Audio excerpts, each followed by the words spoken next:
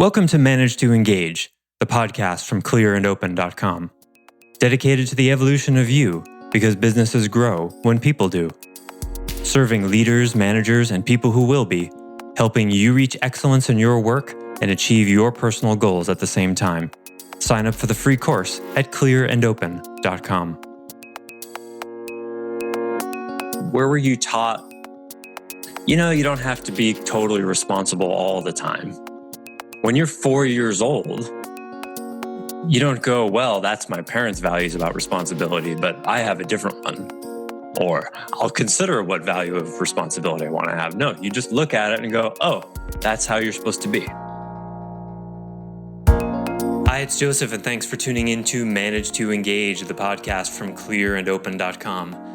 Who taught you what responsibility was? What did they teach you exactly? Your conditioning about responsibility is inextricably intertwined with your ability to be excellent, because it's in the critical moments where radical responsibility is called for that we either rise to excellence or not. What happens for you in those moments, and how do you muster the strength that you need at those critical times? Keep listening to find out more. This episode is from a recent member webcast where I was teaching the live version of the Open to Excellence course. Production is currently underway to turn this into an online course, so please stay tuned about that. And I'm excited to announce the release of my ebook, Cut the Bullshit, Solve Your Problems by Getting Real. It's full of direct, practical advice related to getting employees engaged, hiring right the first time, and how to create a culture of radical responsibility and a lot more. For a limited time, I'm giving away this ebook for nothing. So if you happen to have some nothing, or maybe you see nothing nearby, grab it and go to clearandopen.com/CTB to download it. That's CTB standing for Cut the Bullshit, a free ebook to reward and support my loyal listeners. Thanks so much for being one. Now let's dive in. I want to talk about the nature of excellence as sort of a punchline. There's the big reveal coming up in 10 or 15 minutes. Something maybe I've talked about before, but I think something that you've counterintuitively discovered through this process. But before I get into that, I would love to hear what your foray into your own excuses has been like. Perhaps one of the more sobering exercises.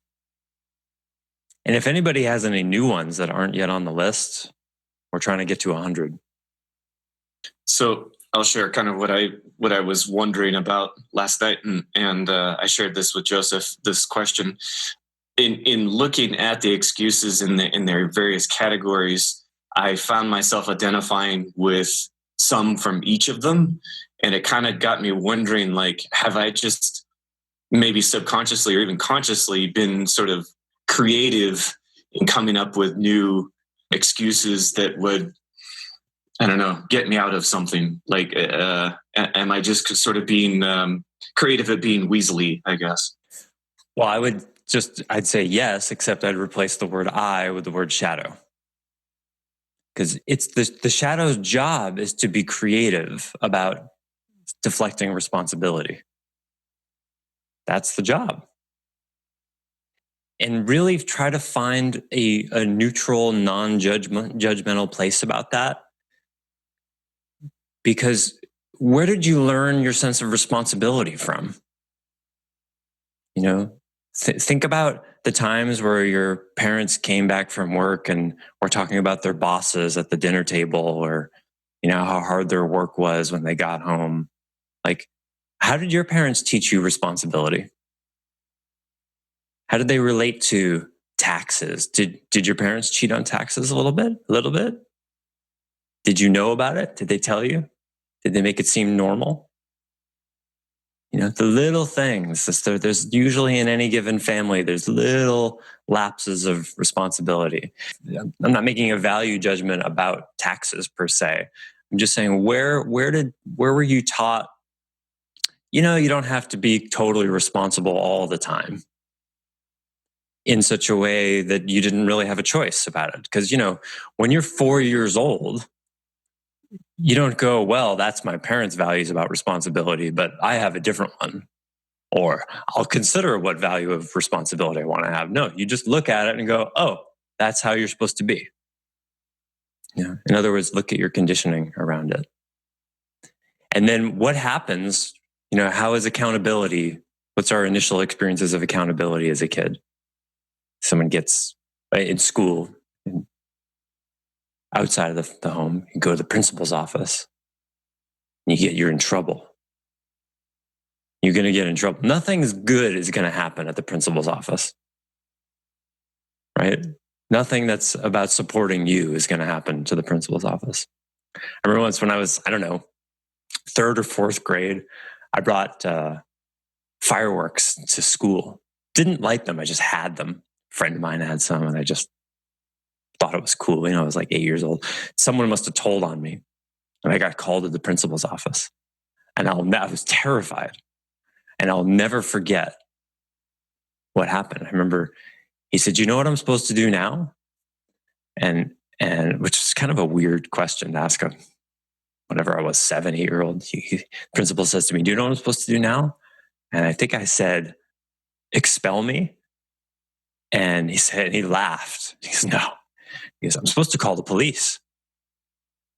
And I was just like terrified.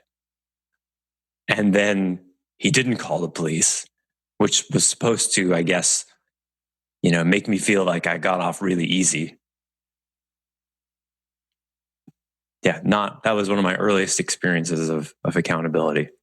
Well, in dealing with my daughter, it's an interesting thing because now this year that I'm a little more exposed to these accountability ideas, then I'm super interested in not passing on my whatevers onto my girl. So your whatevers. Amen. Yeah. So some of the things that are interesting that come up is, well, do you need to follow all the laws? Are there such thing as bad laws that you just like? Should the Germans have followed all the laws, right?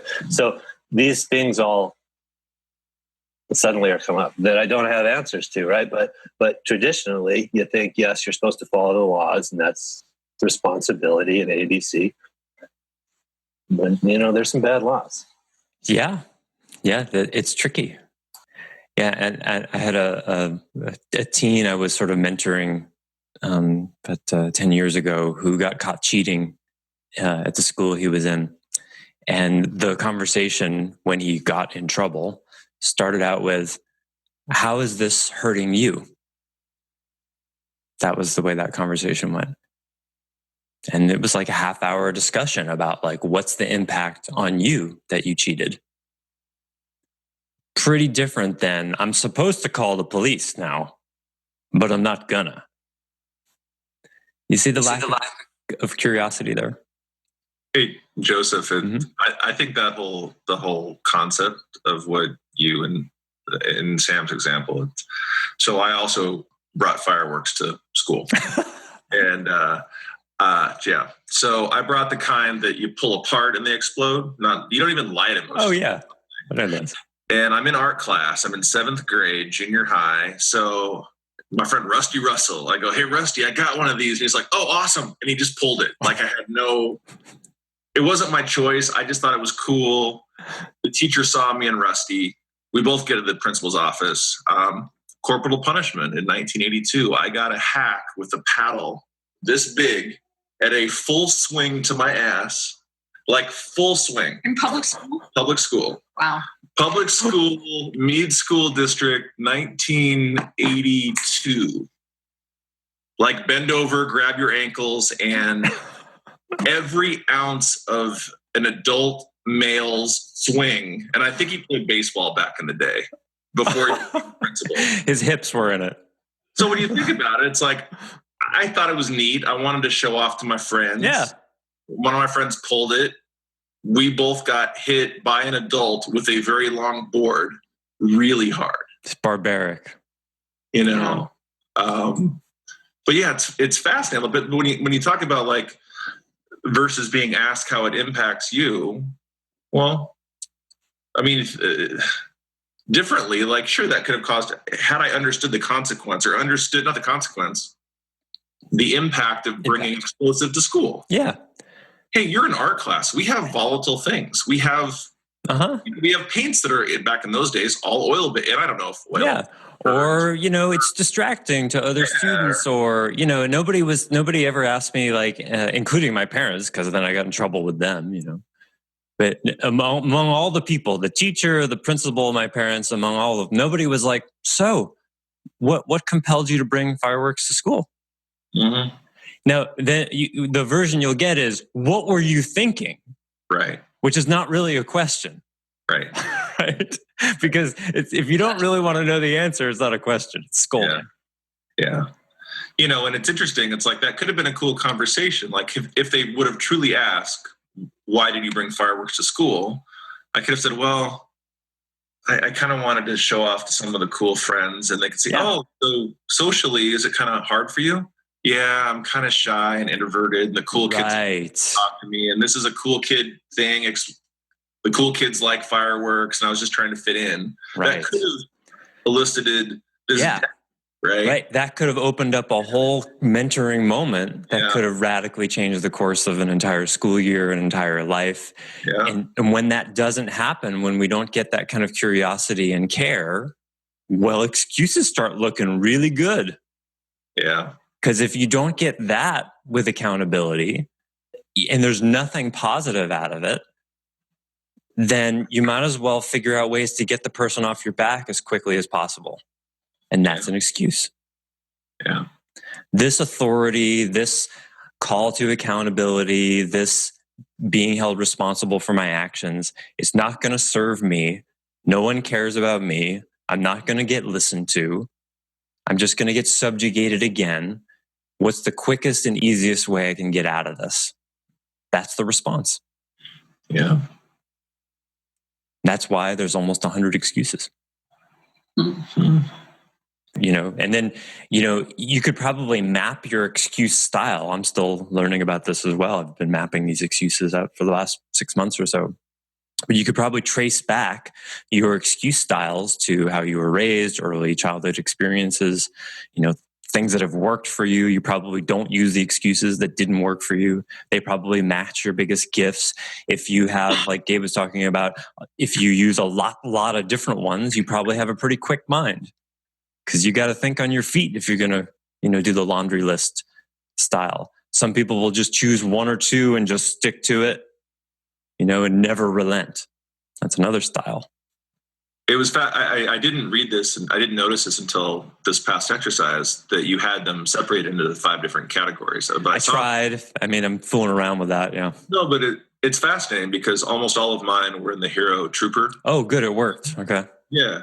And I had one that was in the diplomat and one that was in victim. But it's interesting because, like, oh, hero trooper. Oh, Shadow's strong and ballsy as hell. Of course, those are. Yeah. So that's what I'm trying to find out is how to group them together as themes, because there's so many. Yeah. It's kind of disorienting. Mm-hmm. So beware, now that you've seen these excuses and start to look at them in yourself, you're going to see nothing but excuses out in the world. Sorry. The strategic world, the inauthentic world, the world that is so problematic, it's literally held together by excuses. Sometimes people have entire conversations about how little time they have and how overwhelmed they are, which now are all excuses.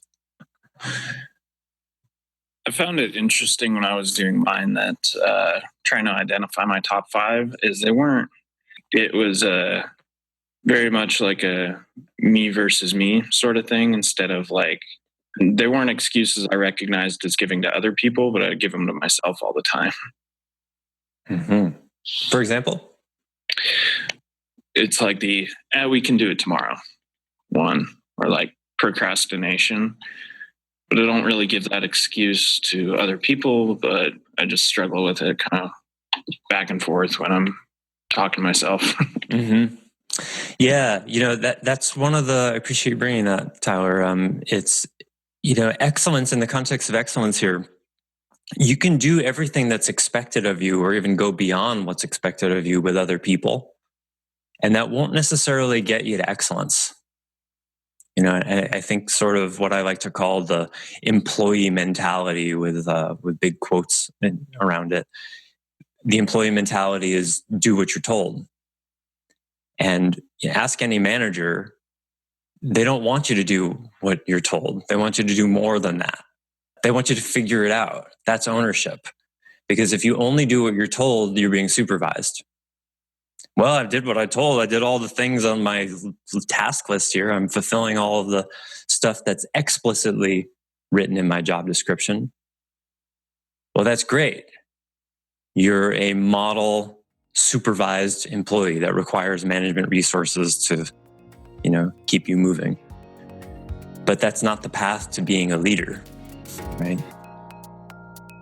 It's not the path to excellence, because excellence implies creativity, it implies spontaneity, it implies operating without having all the knowledge. It's doing what needs to be done without needing to be told.